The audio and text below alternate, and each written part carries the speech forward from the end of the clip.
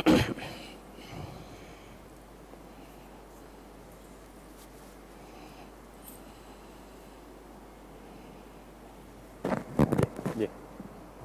minta air sikit.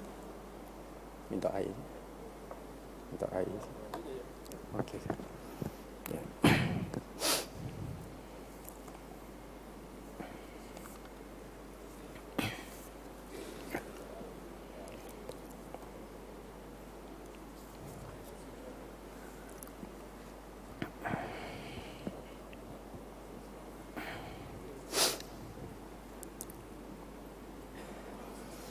Assalamualaikum warahmatullahi ta'ala wabarakatuh. Al-Fatihah. A'udzubillahi minasyaitonir rajim. Bismillahirrahmanirrahim. Alhamdulillahi rabbil alamin. Arrahmanir rahim. Maliki yaumiddin. Iyyaka na'budu wa iyyaka nasta'in. Ihdinas siratal mustaqim. Siratal ladzina an'amta 'alaihim ghairil maghdubi 'alaihim waladdallin. Amin.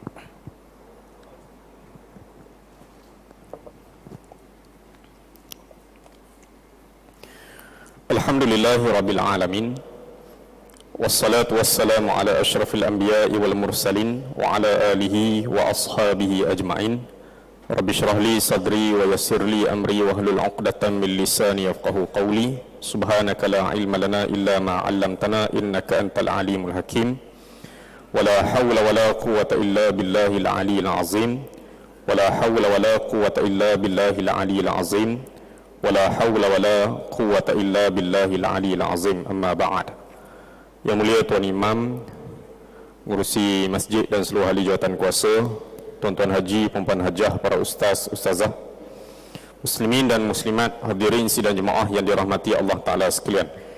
Alhamdulillah, kita panjatkan setinggi-tinggi kesyukuran kepada Allah Subhanahu wa Ta'ala kerana dengan limpahan rahmat dan kurniaan daripadanya kita berpeluang untuk sama-sama hadir pada malam yang berbahagia ini bagi mengikuti kuliah maghrib bulanan setiap hari Rabu yang ketiga pada setiap bulan, untuk sama-sama kita mengikuti pengajian sirah Nabi sallallahu alaihi wasallam menggunakan kitab As-Siratun Nabawiyah Durusun wa Ibar, sirah Nabi, pengajaran dan pedoman, yang dikarang oleh almarhum Dr. Mustafa As-Sibai rahimahullah.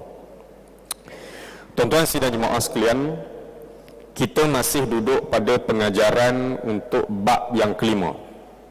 Bab yang kelima ini iaitu bab berkaitan dengan peperangan-peperangan yang dipimpin oleh Nabi sallallahu alaihi wasallam ketika mana Nabi berada di Madinah. Sebagaimana yang telah kita ulang beberapa kali, ayat pensyariatan perang itu turun bila Nabi berhijrah ke Madinah, barulah disyariatkan perang.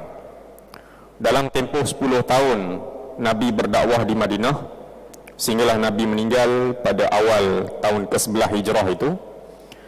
Nabi memimpin sekitar 28 kali peperangan, dan selebihnya adalah peperangan-peperangan yang dipimpin oleh sahabat Nabi yang tidak disertai oleh Nabi. Daripada 28 kali peperangan yang dipimpin oleh Nabi, dalam kitab kita ni hanya dimasukkan 11 sahaja yang besar-besar. Ya. Kemudian selebihnya adalah peperangan-peperangan yang dipimpin oleh para sahabat yang kita tak bincangkan dalam kitab ni kerana jumlahnya terlalu banyak. Campur perang yang Nabi pimpin dengan perang yang dipimpin oleh para sahabat, jumlahnya sekitar 84 kali peperangan dalam tempoh 10 tahun. Baik, kita telah selesai mengikuti semua sekali peperangan yang dimasukkan dalam kitab kita ini, iaitu sebanyak 11 perang yang Nabi pimpin, bermula dengan perang Badar pada tahun kedua hijrah dan berakhir dengan perang Tabuk, ya, pada tahun ke-9 hijrah.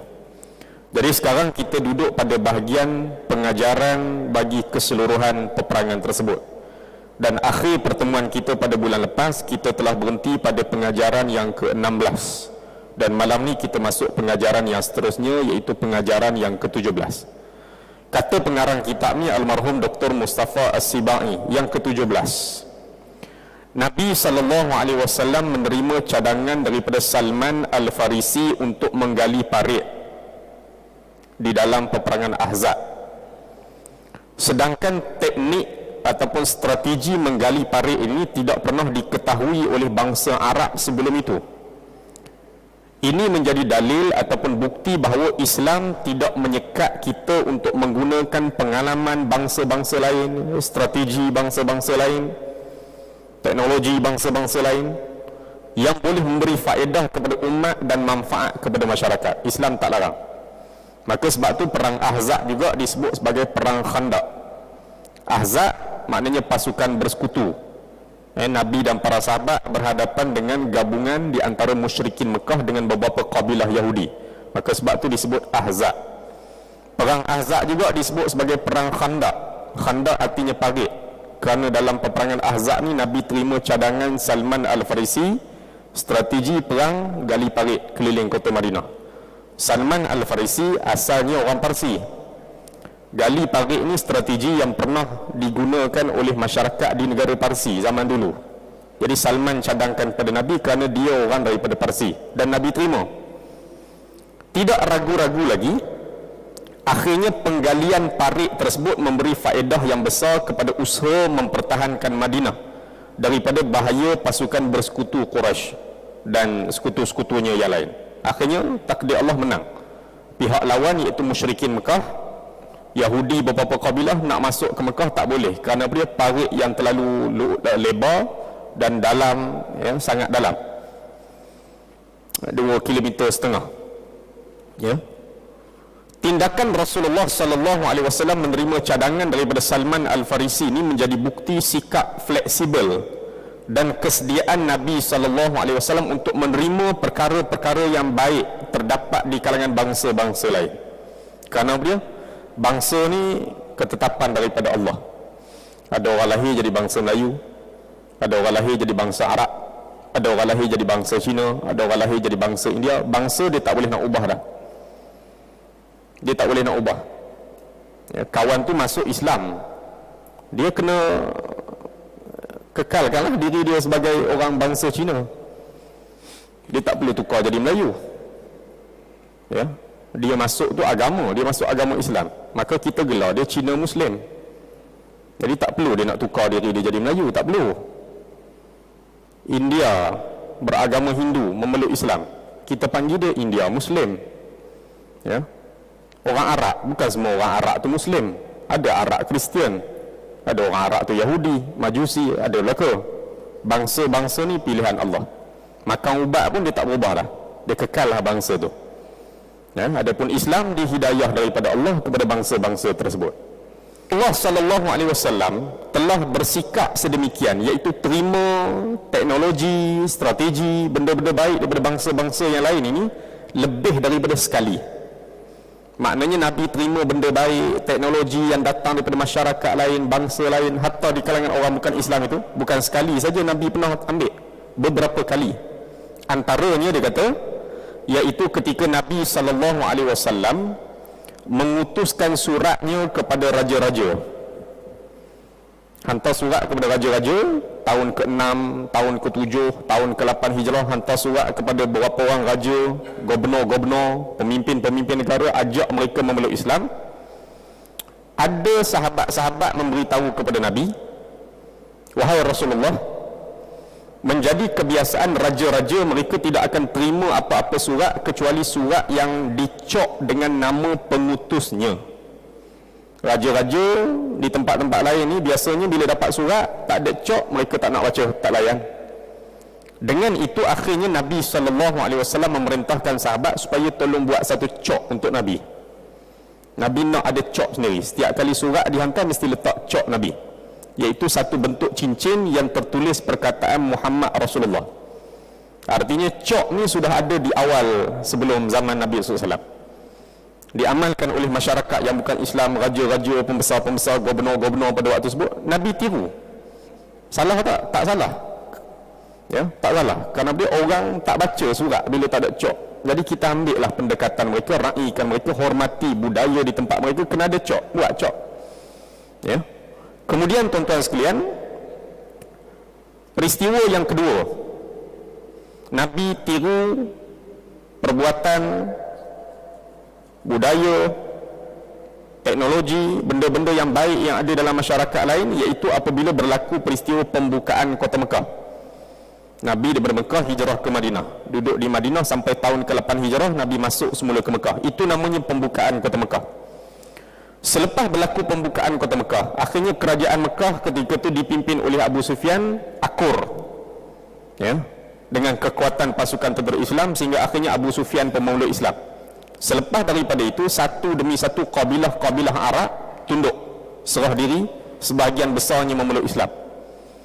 Bila datang rombongan daripada seluruh pelusuk tanah Arab datang bertemu dengan Nabi, menyatakan keislaman mereka, ya, di kalangan mereka yang baru memeluk Islam daripada pelbagai tempat datang jumpa Nabi memeluk Islam, daripada kabilah ni datang jumpa Nabi memeluk Islam, ada beberapa orang di kalangan masyarakat daripada tempat lain yang datang jumpa Nabi ni maklum kepada Nabi, wahai Rasulullah, menjadi kebiasaan raja-raja dan pemimpin-pemimpin menyambut kedatangan mana-mana rombongan dengan memakai pakaian yang cantik dan mahal. Tu cara raja-raja di tempat kami macam tu. Nak sambut tetamu, dia ada pakaian khas, cantik, mahal. Nabi dengar pandangan itu, akhirnya Nabi arahkan sahabat tolong cari baju mahal untuk Nabi satu. Ya, cari satu pakaian yang kalau ada pembesar-pembesar, tetamu-tetamu kerajaan datang, orang-orang besar datang, Nabi akan pakai baju tu untuk sambut mereka. Kerana itu yang dibuat oleh raja-raja di tempat-tempat lain. Ya, baginda sallallahu alaihi wasallam arahkan sahabat beli sehelai pakaian yang bermutu. Dikatakan harga pakaian tersebut sampai kepada 400 dirham, dan ada pula yang mengatakan ia berharga 400 ekor unta. Tu jelah baju Nabi hak mahal pun, ya, tu jelah yang ada pun. Baginda kemudiannya menyambut rombongan yang datang dengan memakai pakaian tersebut. Inilah tingkah laku Rasul yang diutuskan dengan agama yang paling akhir dan kekal sehingga akhir zaman. Maka menjadi kemaslahatan, kepentingan kepada para pengikut Nabi SAW pada setiap zaman dan semua keadaan untuk mengambil apa-apa yang terbaik yang pernah dimiliki oleh bangsa-bangsa lain. Tak salah. Allah Ta'ala cipta bangsa India, dia ada kelebihan dia. Takkan tak ada benda baik langsung dalam masyarakat India? Takkan tak ada langsung budaya, adat mereka yang bagus-bagus yang kita boleh ambil? Mereka pernah membangunkan tamadun yang cukup tinggi satu waktu dahulu di India, tamadun Indus. Orang Cina, Allah Ta'ala jadikan dia bangsa Cina. Takkan tak ada benda baik dalam masyarakat Cina? Ada kesungguhan mereka, sikap rajin mereka dan sebagainya. Bahkan mereka pernah membentuk satu tamadun yang besar satu waktu dahulu di tanah besar Cina. Begitu juga orang Melayu, Arab, mereka ada tamadun-tamadun, benda-benda yang baik yang kita boleh terima, yang boleh kita belajar. Ya? Soal ada orang Cina seorang dua perangai tak elok, kita tolak. India ada perangai berapa orang tak elok, kita tolaklah dia. Begitu juga ada orang Melayu perangai tak elok, kita tolak. Kita tolak perangai buruk tersebut. Baik. Mereka perlu mengambil apa-apa yang berfaedah dan tidak bercanggah dengan hukum hakam serta kaedah umum syariat mereka daripada bangsa-bangsa lain. Selagi mana benda itu tak canggah dengan agama, tidak ada dalil yang mengatakan benda itu dilarang ataupun haram, maka ambillah. Ya, ambillah. Keengganan untuk berbuat demikian, tak nak ambil teknologi, budaya masyarakat lain yang bagus-bagus ni, tak nak berbuat demikian, dia tanda kebekuan, beku, jumud, yang tidak diterima oleh tabiat Islam. Apa tabiat Islam? Islam terima benda-benda baru. Islam terima perubahan-perubahan. Ya. Cara berpakaian, cara kita berpenampilan, pakailah. Nak pakai kot ke nak pakai tali leher, pakailah. Dia tak canggah dengan agama. Kerana Islam menuntut kita kepada kekemasan. Islam tuntut kita kepada tutup aurat. Apa saja pakaian yang sifatnya menutup aurat, apa saja pakaian yang melambangkan kekemasan dan sebagainya, walaupun datang daripada masyarakat lain, kita boleh tiru, boleh ambil. Ya. Baik. Bahkan dalam Al-Quran Allah Ta'ala menyebut, antaranya dalam surah Az-Zumar ayat 17 sampai 18. Boleh ejah sikit tak mikrofon ni? Dia bunyi, dia terlalu tu sangat lah. Bergemung sangat saya jadi tak gemung sangat. Baik. Jadi siapa-siapa tak nak terima benda baru, tes. Siapa-siapa yang enggan terima benda baru, jangan slow sangat lah. Keengganan untuk berbuat demikian adalah tanda kebukuan yang tidak diterima oleh Islam. Dalam Al-Quran antaranya Allah Ta'ala sebut dalam surah Az-Zumar ayat 17 sampai 18. Fabashshir ibad alladzina yastami'una al-qaul fayattabi'una ahsana. Oleh itu gembirakanlah hamba-hambaku yang mereka ni berusaha mendengar perkataan-perkataan yang sampai kepadanya, lalu mereka pilih-pilih dan menurut akan yang sebaik-baiknya pada segi hukum agama. Jadi Allah Ta'ala perintahkan sampaikan berita pada orang, pada hamba-hambaku. Siapa dia hamba-hamba Allah ni? Antaranya orang yang terima ucapan-ucapan, dengar apa-apa perkataan, tengok sesuatu benda, lalu dia pilih-pilih, pilih mana yang sesuai, apa yang perkataan yang patut kita ambil, apa dia amalan yang kita boleh tiru dan sebagainya, ambil, pilih-pilih, ya. Dan menurut akan yang sebaik-baiknya pada segi hukum agama, selagi mana tak canggah dengan agama, ambil. Sikap beku ini juga tidak dapat diterima oleh tabiat Rasulullah. Rasulullah tak terima masyarakat yang beku, tak nak terima benda baru, ya. Kita telah lihat contoh-contoh berkenaan perkara yang baik yang diambil oleh Nabi SAW daripada bangsa-bangsa lain, iaitu 3 contoh tadi. Pertama, cadangan Salman Al-Farisi supaya gali parit. Ini strategi masyarakat di Parsi. Yang kedua, buat cok yang pernah dipakai oleh raja-raja dan gubernur-gubernur. Dan yang ketiga, setiap raja ni dia kena ada satu pakaian mahal untuk sambut tetamu yang datang menghadap dia. Baik. Bahkan dalam satu hadis Nabi SAW, ya, al-hikmatu dallatul mu'min yaltamisuha anna wajadaha. Hikmah itu, hikmah ni terjemah bahasa Melayu pun hikmah juga, perkataan bahasa Arab yang sudah dipakai dalam bahasa Melayu. Hikmah maknanya kebijaksanaan, ilmu pengetahuan, benda-benda baik. Hikmah, hikmah itu barang tercicir kepunyaan orang mukmin. Di mana saja dia menemuinya, dia berhak untuk mengambilnya. Hikmah, benda baik, kebijaksanaan, ilmu pengetahuan, tu hikmah. Dia adalah barang tercicir ataupun barang hilang kepunyaan orang mukmin. Di mana saja dia bertemunya, dia berhak untuk mengambilnya. Contoh, Islam ajar apa dia? Kebersihan. Kebersihan. Kita pergi ke Singapura, kita pergi ke Jepun, kita pergi ke Melbourne, kita pergi mana tempat, tiba-tiba kita tengok budaya jaga kebersihan ni cukup tinggi dalam masyarakat tersebut. Kita balik, kita nak tiru di tempat kita. Boleh tak? Boleh. Kerana dia benda-benda baik ni barang milik orang mukmin tapi tercicir. Tercicir sebab apa? Tercicir sebab tak beramal.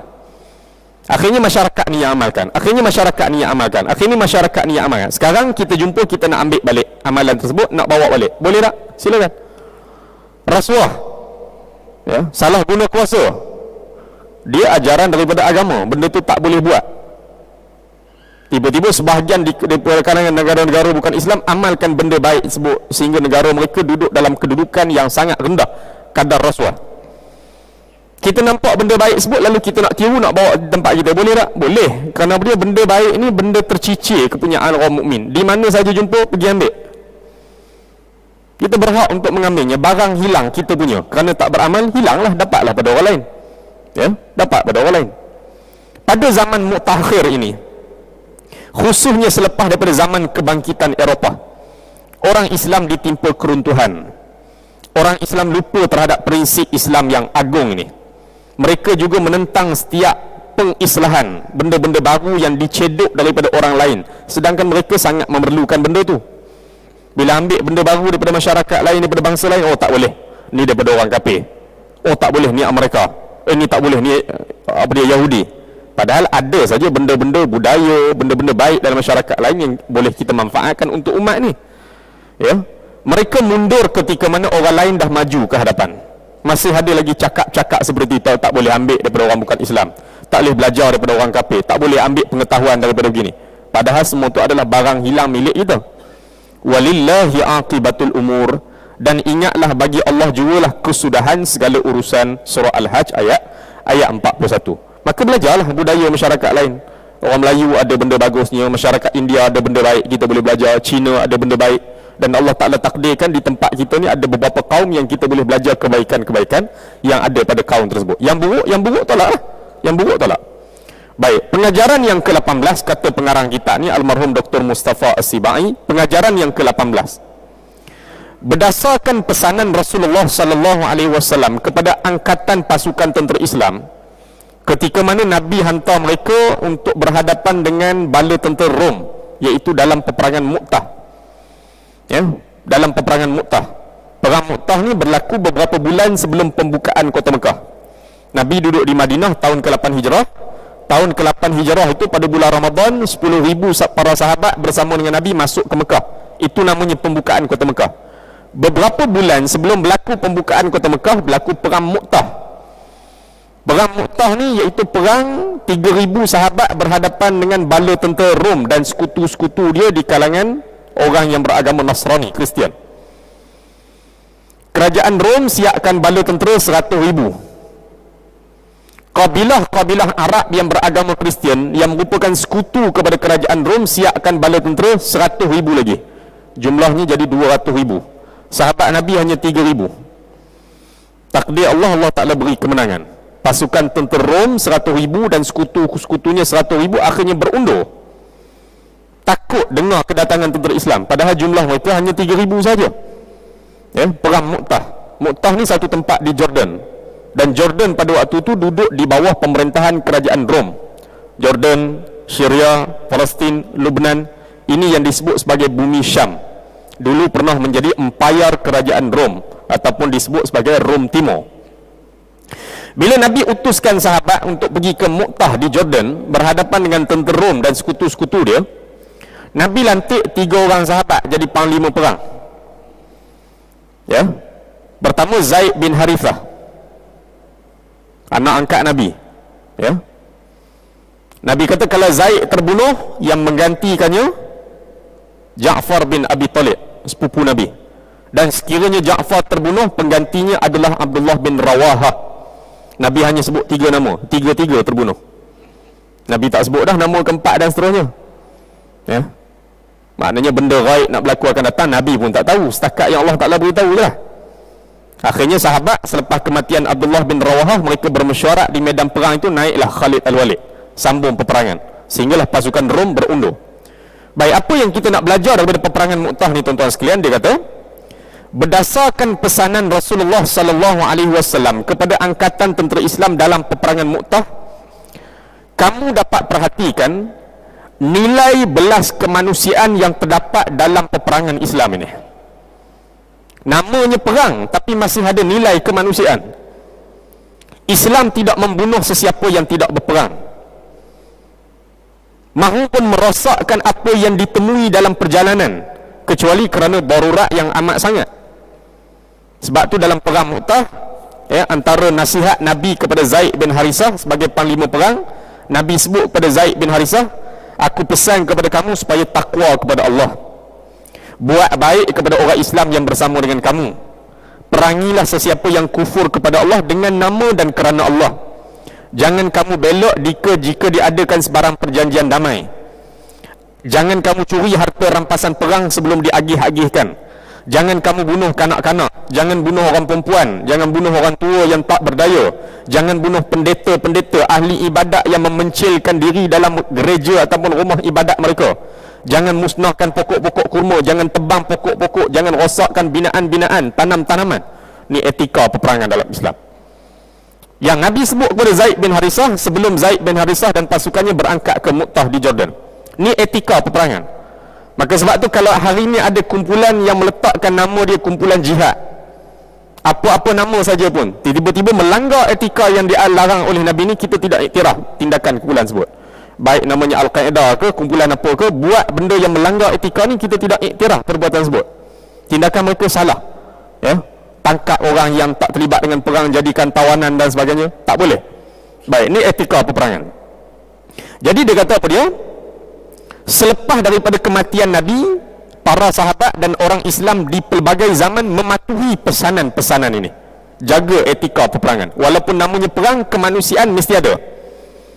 Peperangan mereka merupakan peperangan yang paling bersifat belah kasihan yang pernah diketahui oleh sejarah. Orang Islam semasa berperang lebih lembut akhlaknya dan lebih bersikap belah kasihan berbanding umat-umat lain semasa mereka tidak berperang. Kadang-kadang orang Islam ni di medan perang lagi lembut berbanding dengan waktu tak berperang. Sayyidina Ali pernah nak pancung kepala seorang lelaki. Tiba-tiba dia meludah muka Sayyidina Ali.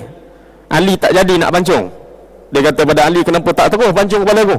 Ali kata, aku perang kerana Tuhan aku. Kalau aku pancung leher kamu pada waktu ini, boleh aku pancung. Tapi aku pancung bukan kerana Allah, Bukan kerana Tuhan aku, tapi kerana aku marah kamu ludah muka aku. Etika peperangan dalam Islam seperti itu, ya. Sejarah telah mencatatkan lembaran-lembaran putih untuk orang Islam berkaitan dengan perkara ini, iaitu berkaitan dengan sifat peri kemanusiaan pasukan tentera Islam ini. Sebaliknya, sejarah mencatatkan halaman-halaman hitam untuk umat-umat lain yang terlibat dalam peperangan, penuh dengan sejarah-sejarah yang buruk. Bahkan sejarah masih terus mencatat fenomena tersebut hingga ke hari ini. Bila sebut perang, tidak ada lagi orang selamat. Masjid roboh, rumah ibadat roboh, kanak-kanak mangsa, wanita jadi mangsa. Siapakah di kalangan kita yang tidak tahu tentang keganasan yang digunakan oleh pasukan salib ketika mana membuka Baitul Maqdis? Daripada tangan Saidina Umar, kemudian selepas daripada zaman Salahuddin Al-Ayyubi. Atau siapakah tidak tahu tentang sifat peri kemanusiaan yang dilakukan oleh Salahuddin Al-Ayyubi terhadap tentera Eropah apabila beliau mengambil kembali Baitul Maqdis? Baitul Maqdis, ibu negara Palestin.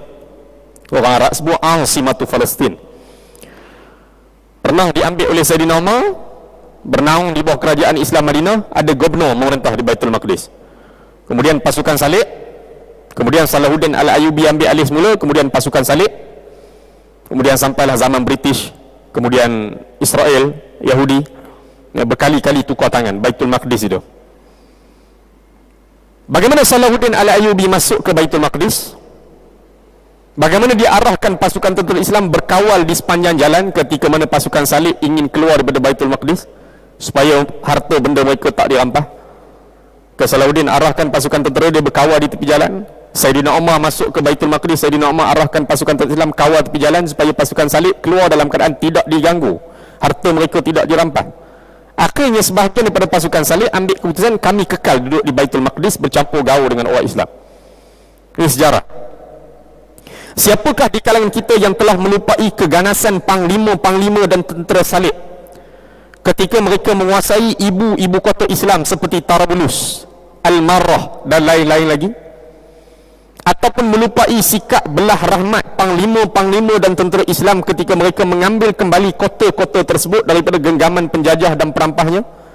Adakah kita lupa peristiwa-peristiwa tersebut? Kata pengarang kita ini, kita pada hari ini hidup dalam zaman sikap bermuka-muka Eropah.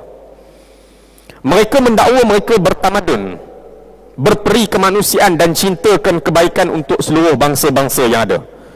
Sedangkan mereka lah yang merosakkan negara-negara serta menumpahkan darah orang tua, wanita dan kanak-kanak yang tidak bersenjata. Hari ini mereka buat hari wanita sedunia. Mereka lah yang bunuh wanita. Mereka buat sambutan hari kanak-kanak sedunia. Mereka lah terlibat dalam pembunuhan kanak-kanak. Mereka bermuka-muka dengan dunia pada hari ini. Amat duka cita, kita hidup pada zaman tertegaknya negara Israel di atas tanah Palestin yang mereka rampas. Dunia mengetahui bagaimana dahsyatnya perangai primitif dan ganah Yahudi di Dir Yasin, di Qubayyah, di Haifa, Yafa, Akkad, Sofat dan lain-lain bandar maupun kampung di Palestin. Tak boleh ditutup. Namun begitu Yahudi mendabik dada, kononnya mereka lah mendokong kemanusiaan. Mereka lah pejuang hak asasi manusia, ya, yang bercakap tentang kemanusiaan. Padahal mereka melakukan sebaliknya. Sedangkan kita ini bekerja untuk kemanusiaan. Bukan sekadar ucapan manis di bibir, tapi pelaksanaan dalam bentuk praktikal. Padahal mereka melakukan sebaliknya. Ini kerana kita merupakan satu bangsa yang jiwanya benar-benar menjunjung seindah-indah prinsip akhlak, baik waktu aman maupun di medan perang. Kita melaksanakan prinsip-prinsip ini dengan jiwa yang ceria lagi tenang. Sementara jiwa Yahudi pula kosong daripada prinsip-prinsip ini. Mereka hanya sekadar mencanangkannya untuk bermuka-muka dan memperlekakan orang lain. Orang lain dengar sedap, ya? Kenapa lawan Palestin? Kami nak bela tanah kami nak bela rumah kami, anak-anak kami juga jaga hak asasi manusia. Kita juga merupakan satu bangsa yang beriman dengan Allah yang maha gagah lagi maha mengasihani. Kekuatan kita hanyalah melalui sikap belas dan rahmat. Itu kekuatan kita, dibalas dengan itu. Kejahatan dibalas dengan sikap belah rahmat, sehingga musuh-musuh di medan perang akhirnya aku baiknya pasukan tentera Islam. Satu waktu dahulu kisahnya seperti itu. Sedangkan mereka, orang Yahudi, berpandangan Salah satu cara bermuka-muka ialah dengan mengingkari perbuatan kita yang menyifatkan Allah dengan sifat kuat dan keras. Mereka mendakwa bahawa mereka yang menyifatkan Allah dengan sifat kasih sayang dan belah simpati, padahal hubungan mereka dengan bangsa-bangsa lain tidak menunjukkan tanda-tanda kasih sayang dan belah simpati sebagaimana yang mereka gembar-gemburkan tersebut. Mereka angkat kononnya Allah Ta'ala ni bersifat kasih sayang dan kami orang Yahudi lah paling bersifat kasih sayang sebagaimana Allah. Ya, tiba-tiba kita lihat apa yang kita saksikan pada hari ini. Begitu juga peperangan mereka dengan orang Islam dan penganut agama mereka sendiri yang bermusuh dengan mereka. Di sini menarik pada ayat ini. Dia kata apa dia? Begitu juga peperangan mereka, iaitu orang Yahudi dengan orang Islam dan penganut agama mereka sendiri yang bermusuh dengan mereka. Artinya apa dia? Bukan semua Yahudi setuju dengan penjajahan ke atas tanah Palestin. Tak. Maka sebab tu buku-buku sejarah membezakan istilah Yahudi dengan Zionis. Gerakan Zionis dan Yahudi. Yahudi ada merata dunia. Di Perancis, di Amerika, di Australia, di Filipina, di Indonesia, merata tempat ada Yahudi.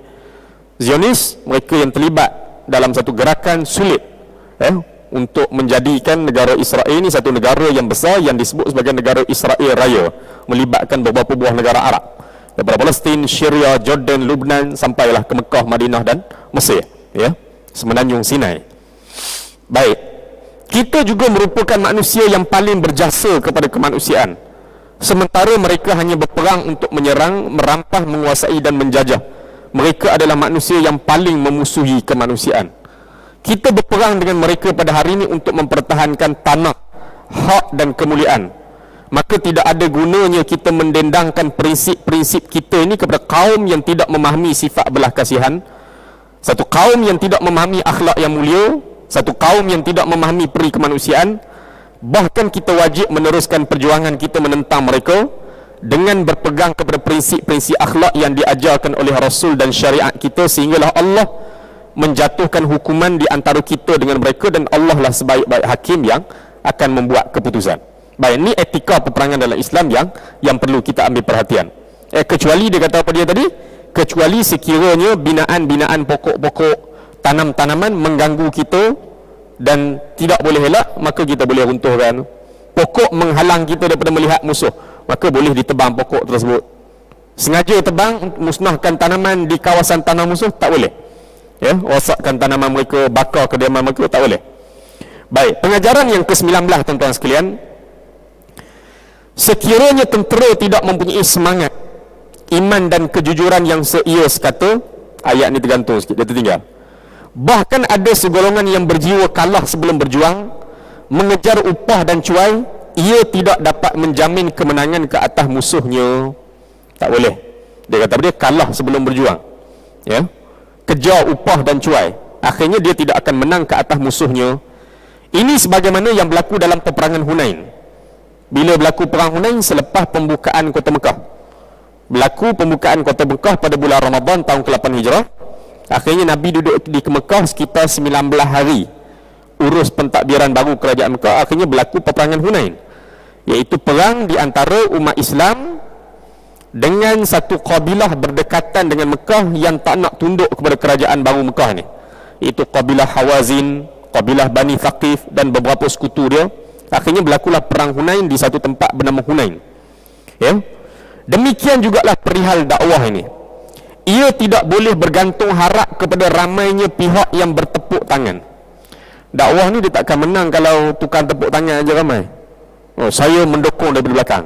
Memang duduk belakang terus tak apa, saya tak nak pegang apa-apa, saya tolong daripada belakang. Memang belakang terus. Tengok belakang pun tak ada dah. Jadi tukang tepuk tangan, tukang bersorak ni cukuplah, ramai sangat dah. Pak semangat kan. Ni semangat ni. Berapi-rapi, kalau ada isu pun dia panas ni. Tapi masjid surau tak nampak. Oh ni kalau bak tulisan Jawi ni, suruh dia turun ni, jangan ni. Kan ngamuk. Oh punya kawan tu menulis Jawi pun tak reti. Menulis Jawi tak reti. Ya. Isu ni. Baguslah ada isu ni, kadang-kadang orang timbul kesedaran, beri perhatian. Tiba-tiba kawan tu tulis nama Jawi pun tak reti.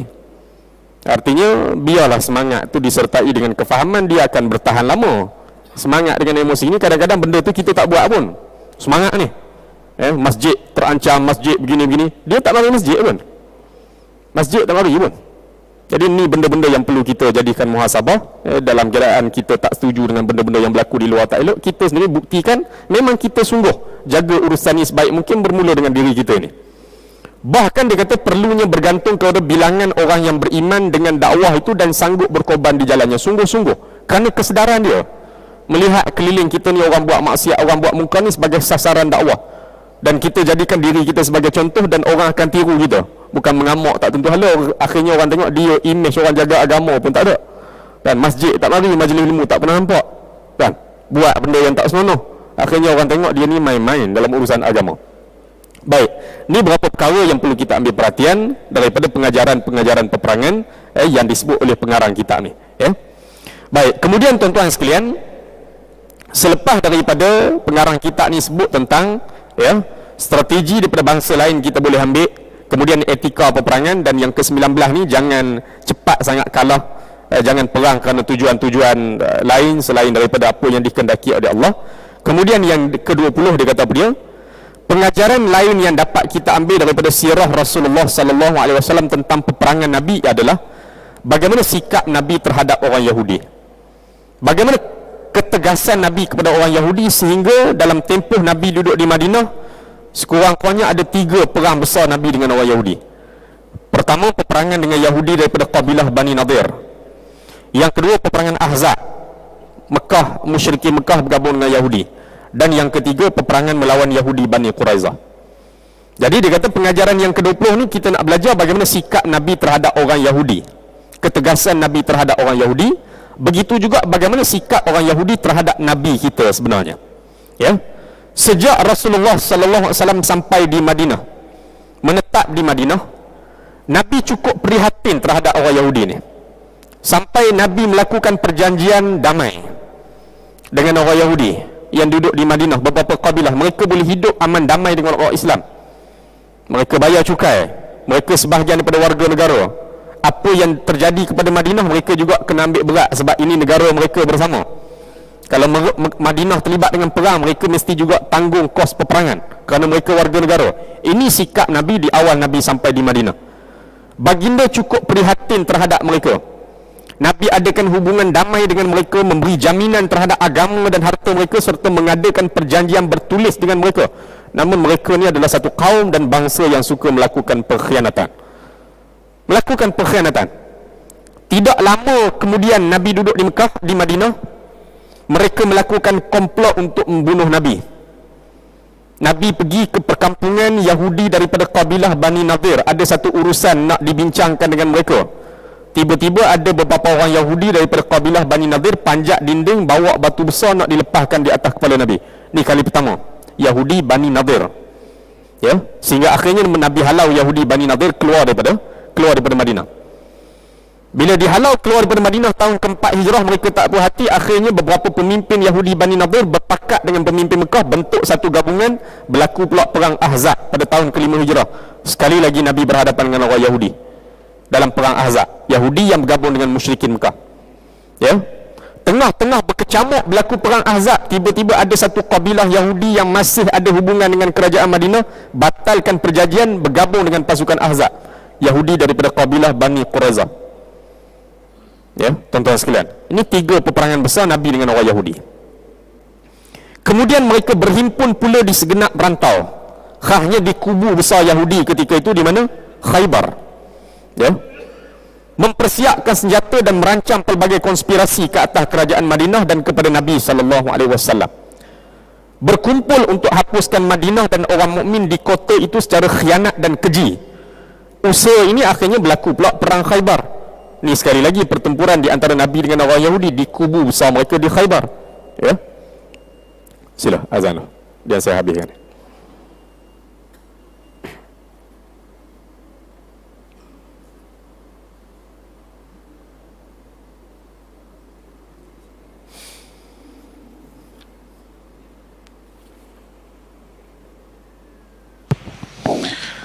Allahu Akbar, Allahu Akbar, Allahu Akbar,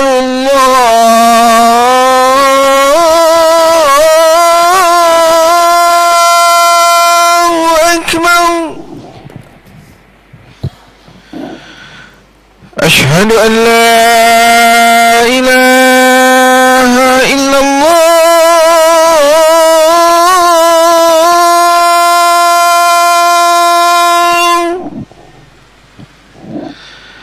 أشهد أن لا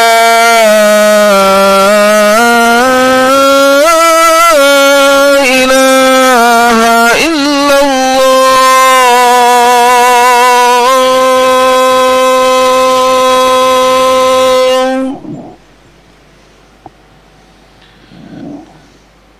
أشهد أن محمدا رسول الله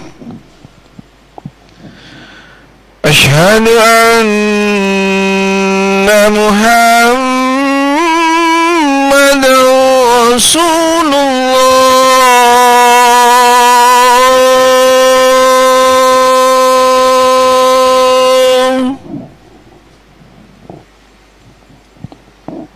حي على الصلاة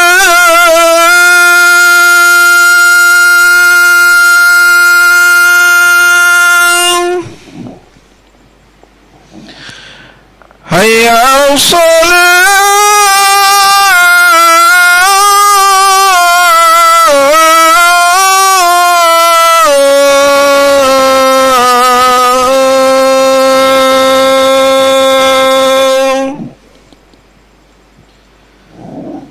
حي على الفلاح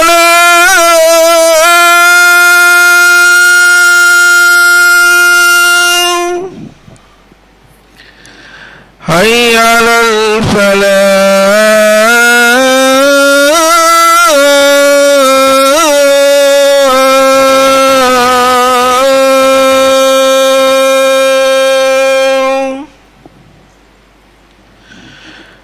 الله أكبر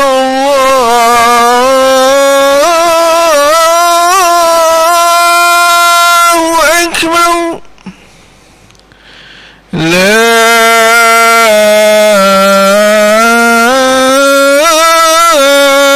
إله إلا الله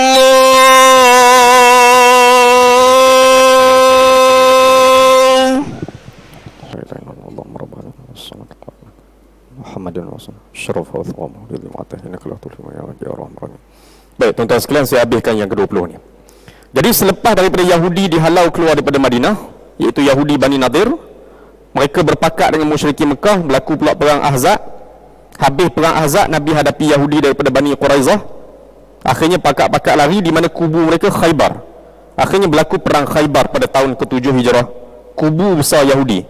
Luahnya kawasan Khaybar ni ada Khaybar bahagian pertama, ada Khaybar bahagian kedua. Khaybar bahagian pertama ada 5 kubu.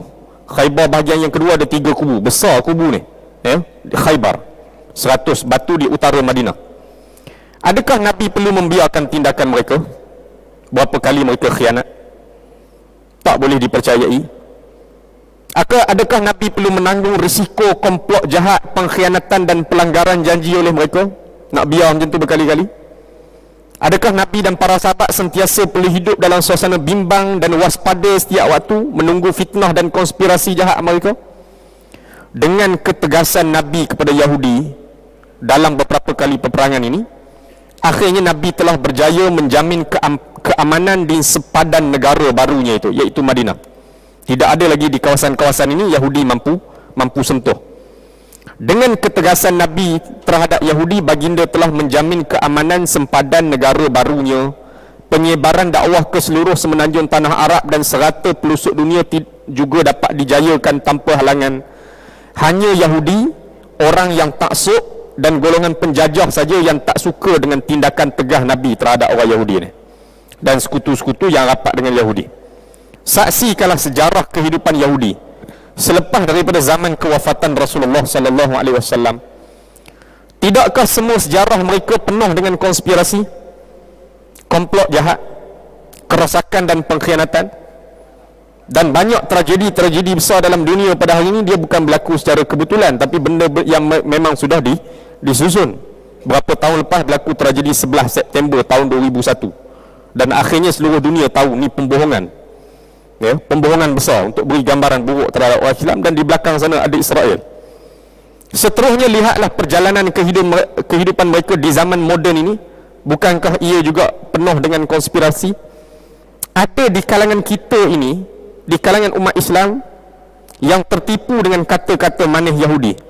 Termasuklah ketika mana berlakunya peperangan Palestin sehingga tertegaknya negara Israel. Mereka mengajak untuk bekerjasama dengan Yahudi. Ada di kalangan kita pihak yang diseret oleh kuasa-kuasa besar selaku rakan-rakan Yahudi untuk menganjurkan kerjasama dengan Yahudi.